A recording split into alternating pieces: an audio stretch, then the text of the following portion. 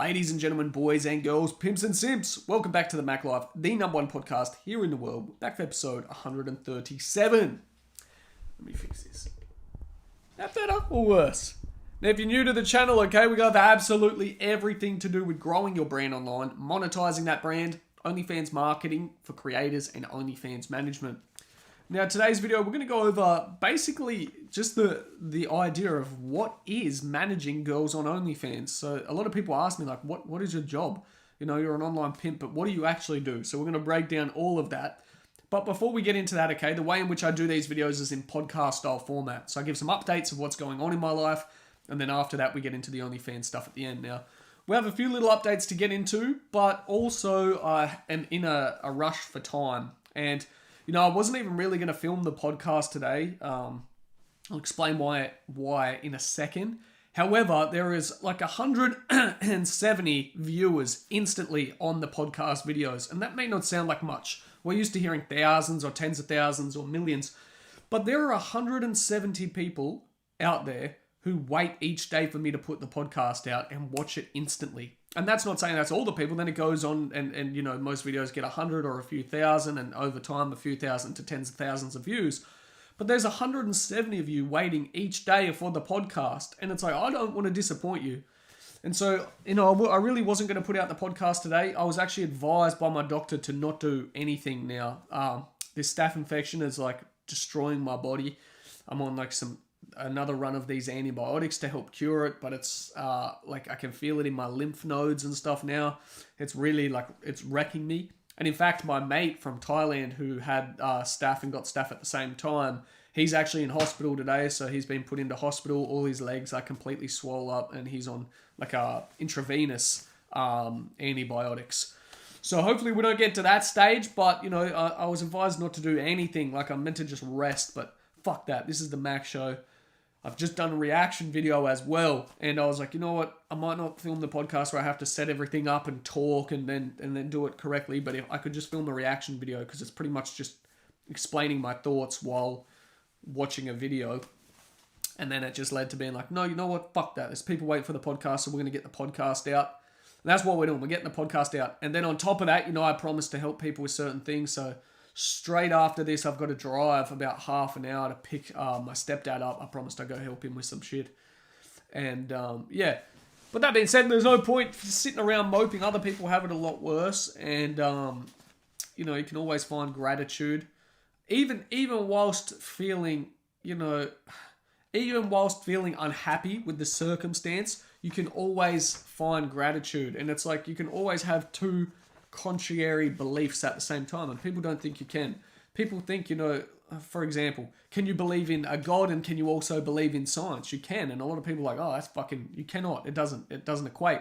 But then Alex Hamosi brought up the point recently. It's like, can you believe, you know, in justice, which most people do, but also believe in mercy? It's like you couldn't really believe in them at the same time, but you do. You believe in justice and you believe in mercy. You want things to be rightful, you want things to be just, but at the same time, you want to be forgiving and you offer mercy. And those two don't really go hand in hand. So you look at a lot of your beliefs, they're actually quite contradictory. And it's like, yeah, it's a cool concept to think of. Now, last few days, I know I missed yesterday's podcast. I slept for like over 12 and a half hours. I've done the exact same thing again today. I'm still up into the work, but I slept, lost my appetite now. I've got no appetite, so it's like, it's harder to do these things, but I have not lost the appetite for coffee. I can tell you that. I have not lost the appetite for coffee. And if you're wondering who the random woman in the background is as well, that's the reaction video I just did, was a reaction video to day in the life of an OnlyFans creator. And in fact, the way in which I will scale on YouTube is going to be big. Like, this is stage 2 of scaling now. As I said, we're at the end of the beginning. And stage 2 of scaling is now essentially reaction videos I can create in bulk. And not like the podcast where I want to do it each day. I will continue to put out a podcast every single day, or 80-20 principle, as many days as I can of each year. But reaction videos, I'm going to start, you know, bulk filming them and then releasing 3, sometimes 4 reaction videos a day on top of this podcast. And I can't see how I won't hit the goals that I'm aiming to achieve by doing that. You know, I look at the numbers, we're already lined up to do those goals. You know, I especially want all my businesses doing 100K a month. I want the Hive to turn over 100K a month.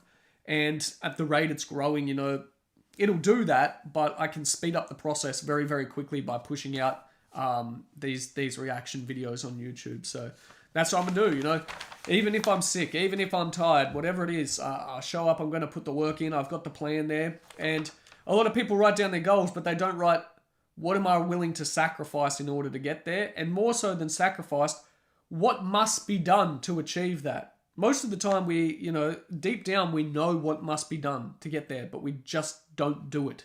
So it's like, okay, if I'm pushing out on average 1 to 2 YouTube videos a day, and that's driving all the traffic for the Hive program, it's like, that's not even my other businesses. It's like, why aren't I just putting out 3 to 5 videos a day? Pretty simple. It's going to speed up the process, double, maybe triple. That being said, that coincides with stage 2. I'm now available on Spotify. You'll see all... I'm itchy. You'll see all of my videos, podcasts are now available on Spotify for streaming. Google Podcasts are set up. Apple, and all the other additional ones are now getting set up. And essentially all I'll have to do each day is just drop a thing in Anchor, and that'll distribute across all of them. But I'm not going to do that. Every time I create another 100 videos, okay, I'll get that dude to just jump back on and redistribute them all again and update 100 in batch at a time. Because if you want fresh, if you want the new content, okay, say you're listening on Spotify right now, it's going to be, YouTube is the main driver. So if you want the fresh shit each day, subscribe on YouTube at the Mac Life. And then after certain periods of time, they get distributed across all other platforms because YouTube's the main jam. It's the main source.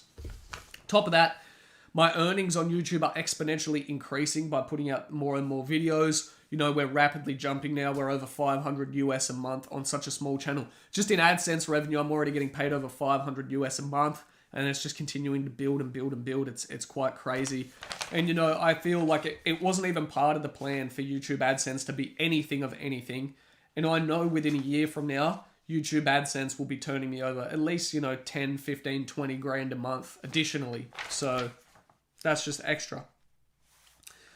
On top of that, I'm keen to look at the insights from these podcasts. So over time, with the Spotify podcast, with the Apple, with all this, I'm keen to see the insights. And it's not something that I need to look at immediately, but it's like, let's just let them be up there for a few months. Then I can start to look at the data. I can look from Google Analytics, see if it's driving any traffic across, and it'll be cool to see if that is really compounding. On top of that, today I changed all the Instagram, so we're on track right now to become verified. We should be verified today. I had to set up a new Facebook page to connect. I had to change my DP. I had to update my link in my bio now to drive it to my new Spotify song that's released. They've set it up so it's like I have 10,000 monthly streamers, and the profile looks crazy. It's got all these verified people commenting on it. And so if you're wondering what's up with my Instagram, that's what's up with my Insta. Today actually is the final stages of getting verified, so there's nothing else that needs to be done. I'm just waiting on him to send that last message. I think I just have to put up a Facebook cover picture that has the face, and then that's it. We'll be verified on IG. I'll have to leave it as it is for a few days, and then after that I can archive all those posts, start to put back all my old posts and plus some new posts, and we'll be verified on IG. A lot of money spent to do this, a very long process. And more so than being verified, I'm not even really excited to be verified. I'm just excited for hard work to pay off, because it's been an exceptional amount of hard work, and you don't think it has, but behind the scenes, the messaging, the research into getting it done, even though I had serious amounts of capital to help me, capital wasn't the only tool I had to leverage. I had to leverage my connections. I had to leverage so many certain aspects in order just to get this to work. And it's finally at the stage now where it's like, okay, let's get it done. I'm just so keen to see the results. Top of that, what's this new notebook? My sister bought me this notebook. If you don't understand how many pieces of paper I pump through a day, I am a serious strain on the environment. I pump through a significant amount of paper each day. I'm constantly writing. I'm constantly doing things. And just destroying notebooks upon notebooks. But it's like, my sister bought me this nice little journal. I'm sure I'll pump through it very quickly, but it was just a very thoughtful gift. When you can buy everything yourself. It makes it hard for people to buy gifts for you. But at the same time, the people who do buy things for you, you can tell when people are thoughtful and like they put in the effort to really know what you want. More than anything, it's not about expense. It's like, this could cost $1, I wouldn't care. It's just like, thanks for listening. Thanks for like, it's an appreciation of people listening and being thoughtful, genuinely doing things for you. So I'm actually going out tonight to stay at my sister's house, go see my little nephew again. This staph infection, once you've had antibiotics for a few days, you're not infectious anymore, which is fantastic. But you can't transmit it to other people. But it can still wreak havoc on your body. So I'm really hoping this course of antibiotics, once this is done, this is it. I'm clear, I'm clean, and then I can just focus on getting back to 100% vitality. Because I can see why people struggle. Like, people with health issues, it's very hard to succeed in business if you're struggling with health issues, because you're operating in the hardest game in the world already, which is business, and then you're trying to compete with like a 10% motor where other people are operating at 80 or 90%, and you're coming in with a 10%, tank. You're already at a massive disadvantage. But that being said, there's no other alternative. Sometimes it has to be done. And I can guarantee you, like, being sick and being wealthy is a lot better than being poor and being sick. And, people don't talk about that. They say, eat the rich, all this shit about being sick, like all this shit about being rich sucks. And they try and say, oh, they're unhappy, they're this, they're that. But I guarantee, when you're sick, being rich helps a lot. And like overseas, you look at the people who get sick in hostels and they're staying in hostels and still sharing rooms with other people and going to the shared bathrooms and waiting for people to fucking come out of the bathrooms. And then they're like, oh, fuck, I want to, go get medicine. But it's like, oh, fucking, instead of getting a private car there, they ride to save dollars on their bike in the heat. And it's like, fuck, no. Or they save money on their food, so they're eating like still food that's making them feel sick. And it's like, but you really understand how much better it is to be able to leverage capital when you're sick. Like me, I could just put myself in a private hotel. I already stay in private hotels, but it's like, put myself in a 5-star hotel, relax, order in whatever I need. Money is no fucking objection. Pay for things to come from wherever. If I need a fucking flight home, you can get a first class, business class flight home, no issue. Head back, everything. And then more so than that, being sick, and then you watch some people, they still have to go to their jobs. They're sick, and then they have to head into their 9 to 5. They've got to be up at 5 a.m. while feeling like shit. They don't want to lose any more time off their sick days, or they can't afford not to have money come in to pay this week's bills. And it's like, fuck, it can be a real struggle. So I really understand for people, I'm really empathetic for people who are sick and trying to make money at the same time. It's very, very hard, but you have to look and you have to say, like, what's the alternative? You got to be willing to die to achieve it. But I guarantee you, once you have money, it makes everything else a shit ton easier. So, far in, are we? Fuck, time is ticking. I've got to get fuel as well. I only have one more thing as well. One more thing there. Two little quick things actually, and then we'll get into the OnlyFans stuff.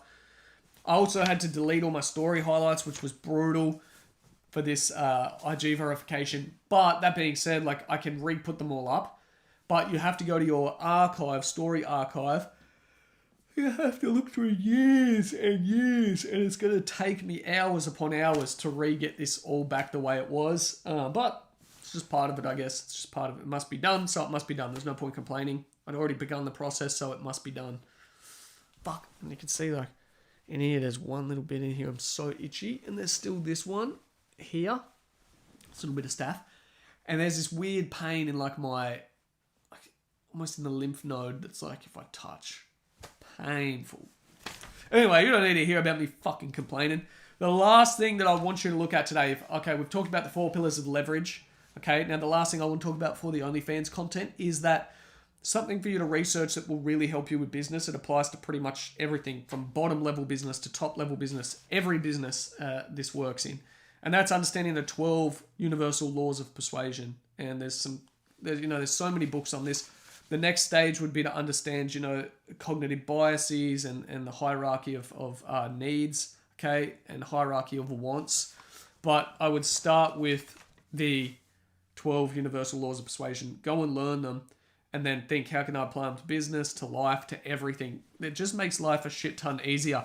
And it's like, reciprocity bias is really like that. You know, when I come back from overseas, I was just going to get a private car back to Newcastle. I was not going to catch a fucking train. But my stepdad was like, you know, I'll come pick you up. And he drove from Newcastle, or out of Newcastle, all the way to Sydney to pick me up at like 6 in the morning. So we would have to leave at like 4 something just to pick me up at the airport, turn around and drive straight back. And then after that, you know, he went off and had shit to do. And it's like, he did that just out of kindness. And then today, he was like, can you come pick me up from here? And I was like, of course. But I felt inclined more so that I had to do it. Not that I didn't want to do it because I wanted to do it. But I felt more inclined because I'd already been given reciprocity in the past for free. I've been given something for free. And it is a very powerful, persuasive tool. Is like, once someone's given you something, you feel inclined to give back. And you can use that in business in many different ways, but it's one of the most powerful tools. I only wanted to mention reciprocity today, and I want you to think about it. But your homework is to go study the laws of persuasion. And then you can apply them to this OnlyFans business, okay? They can be applied very, very easily. So let's look at the OnlyFans stuff. So managing girls' OnlyFans. People ask me about this all the time. Like, what is it that you do, okay? Now, obviously, I run the private Discord, and I train people how to do all this. And if you want, you know, step-by-step training, links down there in the bio. And not just do you get the training, you get access to our community. We've got over 500 members all doing the same. Creators, managers. You get e-commerce training. You get everything in one place. And it's like a Discord server.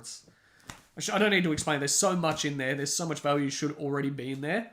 But people ask, like, what is it that you do? Okay, Mac, like, you manage girls' OnlyFans. So what does that look like? Well, essentially, OnlyFans is just a platform where ladies distribute nude content. So say I'm chatting to someone randomly in the street and like, bro, what is it that you do? I'm in the adult industry, essentially, and ladies, you know, they sell nude content, and I manage those girls. So I'm a pimp, online pimp, they say. So not worries, whatever. I'm an online pimp. What I do is I essentially provide value in the industry, okay, by speeding up the process, okay, and I'll explain that a little bit more in a second. I make it easier for their workload. I reduce the amount of effort that they have to put in, and I increase their result, their desired outcome. And I've talked about this before, you know, the 4 pillars of value. So really people say like, what do you do? I'm a man of value, okay? And I've talked about this. I talk about this inside the course when you're a person of value, okay? You give value, you become a person of value, and people of value are rewarded, okay? You're always rewarded for the value that you give out to the market. So essentially, you know, I take girls who either already create adult content, or I get girls who are interested in creating adult content. And then I set them up systems and frameworks that allow them to maximize the amount of money they can make in the smallest amount of time, whilst reducing the amount of workflow and effort they have to put in. It's very, very simple. So essentially I say like, look, you're just going to bulk create this content that you're comfortable with. Here's a checklist, tick it off. You're going to dump this content. My team will handle the rest. We'll handle the marketing. We handle the distribution. We handle the pricing. And then you're going to get a 50% cut. Okay, so all you're doing is providing content. My team's going to take over the rest, and we're going to split it down the middle 50-50.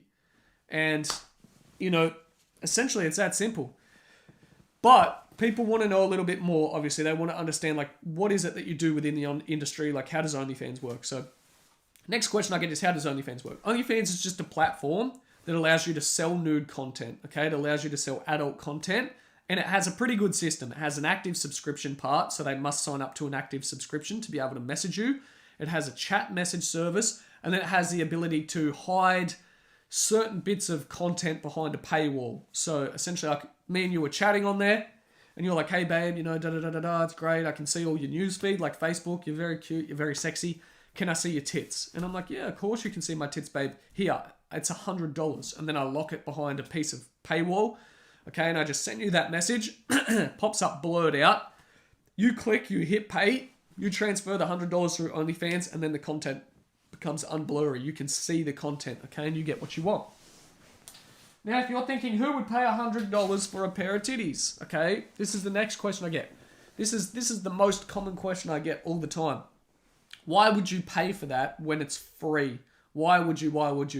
why would you pay for that when it's free? Okay, you can get porn anywhere online. And it's like, well, you can do a lot of things. Why do you, here's a fantastic rebuttal to this. People say, why would I pay for porn when I could get it free anywhere online? And I say, do you work a 9-to-5 job? They say, yeah, I work a 9-to-5 job. I say, where do you work? They say, I work at, a grocery store. I work at Woolies. I say, how far is it to your work? And they say, well, it's, a couple K. I say, do you drive to work every day and drive home? Yeah. Why? Saves me time. Okay, so it saves you time. So there's value. But what are you willing to trade in advance of that? Why don't you just walk? It's free to walk. And they're like, fuck that. I'm not wasting hours of effort. Okay, time walking. What's this? Oh, that's his flight number. I'm not wasting all this effort and time and all these things. They find it much more valuable, okay, to get those things in exchange for money. And it's like, well, what is a dude searching for really on OnlyFans? He's willing to trade money, okay, because remember, you could catch the bus, which would be cheaper, or you could walk, which is free to get to work. What is he actually trading? Well, the value that he's searching for is he's searching for a higher intensity climax, okay, which when you're chatting with a real person, and there's a hierarchy of needs, I'm not going to explain it in this video, but there's a hierarchy that you can build people up to make their climax more powerful. It sounds weird to say that just in a business sense, even still to this day. There's a hierarchy that you can build people up to make their climax more powerful, okay? And you're selling that, plus you're selling the main thing, which is a connection. That person is actually mostly just searching for a connection. Half the time, they just want someone to chat with. They're lonely dudes. They want to connect, or they have an extreme fetish, okay, which they've built themselves up numb enough to by watching all the free content that's out there. And now they're so numb to this particular fetish that they want something new. They want something exciting. They want something that stimulates them and provides that higher climax, because that's all people are searching for, is that higher feeling of climax. Like, you probably remember busting your first nut as a dude and you're like, oh, what the fuck was that? And then it's never been as good. It's been good, but it's never been like as good as busting the first nut. So it's like people are constantly searching for that higher and higher and higher climax, which is great in terms of a business sense, because you have a business that pretty much runs forever. People are bound to their own hormones. And you're in a business that it's actually more profitable to say no to a customer, where you can't really do that in any other business. Because if a customer's searching for a climax and they can get content wherever they want in the world, right? And they say, well, show me a pair of your titties. I really want to see your titties. I'm about to bust a nut. And you say, sure, it's $100. And they say, why would I pay $100 for a picture? And you say, fine, don't. You don't need to see these titties. They're searching for one thing, a higher fucking climax. All you've done is just made it infinitely more valuable by making it, okay, more scarce. The higher price you put on it, you've made it harder to achieve. You've made it more, you've added more scarcity to this thing. And innately as humans, we correlate higher price with more value, even though that's not true. So really, you have the business where the more you charge, okay, the more value or perceived value that person is actually getting, and the more they actually want it. You can charge to the point where they're like, oh, I can barely afford that, and they want it more. An error or a business opportunity like this doesn't exist anywhere else. You're in. It's almost like cheating in business. You've picked the easiest boat to succeed in.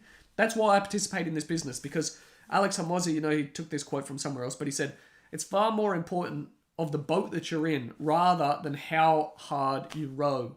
I was successful in e-commerce, and this is essentially e-commerce, but I looked and I was like, why would I row really hard when OnlyFans is a speedboat? Get in the speedboat and then add some additional horsepower. How long we got? We're going to go in about 5 to 10. So that's the next question I get is, why would dudes pay for content? And it's like, well, it's just understanding value. Same as every interaction in life is driven by value. If you're really thirsty and in the desert, you've probably heard this example, and I have a bottle of water, okay, and you have $1 million, and you say, how much for that water? And I say, it's $1 million. You're not going to say yes. But after a while, after day one, when you're really thirsty, and then day 1 and 6 hours when you're really, really thirsty, okay, it becomes more and more and more valuable, depending on the situation. So anything in life is just understanding that everything is a value exchange, and certain situations can change how much perceived value there is. Because the bottle of water didn't change, the $1 million didn't change, but, you know, our perceived outcome of the value changed. You were really thirsty in the desert. That's an example that's overhashed again and again and again, but it's like, it's really true. It applies to absolutely everything in life. It's like, if you're going to get a taxi home, say you're at your job and normally you walk home and it's a few Ks, and now you're going to get a taxi and you're like weighing up in your head, should I get a taxi? Okay, and you're like, oh, and you're weighing up the value exchange. What's it worth? Okay, and then it's like, starts pouring with rain. And you're like, oh, fuck. Now you got to walk in the rain. And it's like, fuck, the value exchange has just moved in the other way to get the taxi. And then your girl's at home and she's like fingering herself and she's like, come home, babe. I've got to be at work in fucking 30 minutes. Come home and I'll fucking show you the best time of your life. The value exchange just moved up again to get the taxi home. And it just takes a certain amount of value stacks inside of here, where essentially the value is too much compared to this, which in this case would be the price. And you're like, fuck it, I'm going to just pay. I'm going to get home and that. Super simple. The next question I get the most is, how do you find ladies? Now, there are multiple ways in which you can find ladies. I teach this inside the Hive. There are 3 ways, okay, which take longer. Obviously, if you don't have capital, that's fine. But you can't complain that it's going to take you longer to find ladies. You can, it's just basic business fundamentals, but applying them to the best means possible. You can use Tinder as a man, okay? Match with girls, tell them you're an Onlyfans manager, ask them if they want to shoot content together, ask them whatever it is, okay? You can reach out cold via TikTok. You can cold outreach via email. You can cold outreach via Instagram. Okay, these are the 3 methods that you can use, and there's a few others. Now, the next way in which you can do it is paid. So you're leveraging capital to save time to get girls. You can run DM-based ads. You can run TikTok ads to a landing page. You're essentially just running paid ads in order to get girls to message you. And all you're doing is the same fundamentals of business that have always been around. Cold outbound or hot inbound. Hot inbound is a lot easier to close than cold outbound. But the benefit of cold outbound is it's a lot cheaper, okay? The benefit of hot inbound is it's cheaper in the long run because it saves you a mass amount of time. If you have no capital, you have to go with cold to begin with. But it's like working the phones. I look at working on the phones. It's like when I used to be in a call center, you would do everything you could to make sure that you stay on the hot inbound list because the sales are easier to close and that's larger money over time. Way, way larger money, okay? The amount of time you save, it's just significant. So, and I would make a sacrifice to do that. A lot of people, okay, this is how I used to get in the hot lists in, this is how you used to get on the hot lists in the call center that I worked at. Essentially, you have to make the company $1 per minute that you're there. So you have to make $60. Now, you can do it in 2 ways. You can capture credit card information over the phone, which is a hot payment, which means you get 5% commission as a bonus as well. Or you could get what's called a pledge, which means you would send out the letter to them. It gives them a little bit of time in order to decide if they want to do it. It's essentially they're pledging, saying, yes, I will. They pay, they send it back. A pledge isn't really making money on the spot. A credit card is making money on the spot. If you make over $60 in sales in your first hour, okay, working, because everyone starts the day doing cold sales, you move on to the hot lists. And however long it takes you there, your hour resets each hour, however long it takes you to get there, okay, throughout the day, the harder it would be for you to make more and more money because the people on the warm list were always the hot sellers like myself. And, we're dealing with hot inbound calls and we're dealing with hot outbound calls. So it's a lot easier to make money. So what did we do to stay there? Well, it was a lot easier to forego, okay, taking money in the short term. This is where everyone went wrong. They tried to close sales on the phone. They tried to get cold people to pay with card over the phone. Very, very hard. I would say to people, look, it gives you a few weeks to get it back to you. There's no obligation, da-da-da. We're just going to send it out in the post. I've already got your address here. I barely let people speak, okay? You get 10 tickets for $30, so $3 each. I'll pop them out to the post to you. I've got your address there. How's that sound? And they just say, yep, no worries. Just make sure that's your address. Pop, boom, $30 sale in like a minute 10. Now, I'll do that very quick, pledges. And everyone would say, oh, yeah, but you're making no commission. And this is where all the bottom feeders didn't understand. I would make 2 of those sales, okay, within the space of 3 or 4 minutes. And because it's no commitment from the other person, it's very low commitment, but it's cold. So what would happen is, I would then, on the board, say that I've made $60, even though I've made no commission, and other people are still trying to work towards their commissions. Then I'd be put on the hot list. and then you're on the hot list and your sales start rampant and stacking like wildfire, and then you start doing easier closes using the card method. So I'm trying to tie all this story in together. I'm a bit drowsy from the antibiotics today, but it's like, hopefully you understand the importance of leveraging the situation, which is what this is all kind of about. Is everything in life is a value exchange, and depending on the situation that you're in, the value exchange will either be in your favor or against you. And you can look at that, and all you're trying to do to succeed in business in OnlyFans is provide as much value as possible. And so when it's like, how do I manage girls? How do I manage ladies? Well, I can leverage capital, which is like value that I have. So I can leverage capital, okay, to get girls to message me. Or there's cold outbound ways that you can message girls as well. All right, last thing. What are your tasks within the business? So if you're a manager, what do you actually do for these girls? Well, it's like you look at the day-to-day operations of what a girl would do, and you make it simpler, you make it easier, and you make it more profitable. Very, very simple. If they are doing their marketing, you just find a better way to market. You learn to become a specialist in TikTok marketing, both paid, okay, and free. You learn YouTube marketing, you learn Instagram marketing, you learn Twitter, you learn Reddit, you learn social media marketing, okay? You learn how to market, okay? And that could be cold outcomes, could be whatever you want to apply. There's no strict method of marketing. Tinder method is the most profitable that I teach, but you're essentially handling the marketing. Then you're handling the messaging, so you're giving them all their time back. The time they would normally sit there chatting with dudes, okay, you have a team handle all the messaging, you handle all the pricing, you handle all the banking and payouts, you handle all the data tracking, so Excel sheets of how much money's come in, what's profit after OnlyFans cut, after our cut, and then you pay the girl, okay? So essentially you're taking away all the effort from the business, you're handling all the marketing, and you're just doing one main thing, providing as much value as possible. Now, as I said, these podcasts are just the broad overview of how this business works. Each day I talk about different things, but if you want clear A to Z, step-by-step setup, we have 6 and 7 figure creators inside the hive. People who have come on board from zero, making no money, and now making 6 figures their first year, 7 figures. If you're not in the hive, it's just retarded not to accumulate that information for the small joining fee. You should be joining, save yourself a massive amount of time. You have to look, okay, and it's the exact same thing I've just explained with value. Is the money that you would pay worth it to be inside a community where you're going to get instant 24/7 help for any problem that you may have in the future that takes you hours to look for on your own to solve, plus get A to Z training so you have a clear roadmap of what to work on? You have to think, if you're working at the moment and you're working for like $25 an hour and look at the price of the hive, think, how many hours am I going to waste trying to figure this shit out myself? Okay? You can already see what you're worth an hour based on your normal rate. Why would you not just do the simple math and look and say, it's definitely going to save me a lot of money in the long run because I already know what I'm worth each hour, and this is the price here, which far exceeds. Anyway, that's it for today. Feeling sluggish. I've got shit to do. Hope you enjoyed today's podcast. Make sure you hit subscribe, join the hive, and I'll see you all tomorrow. Bucka.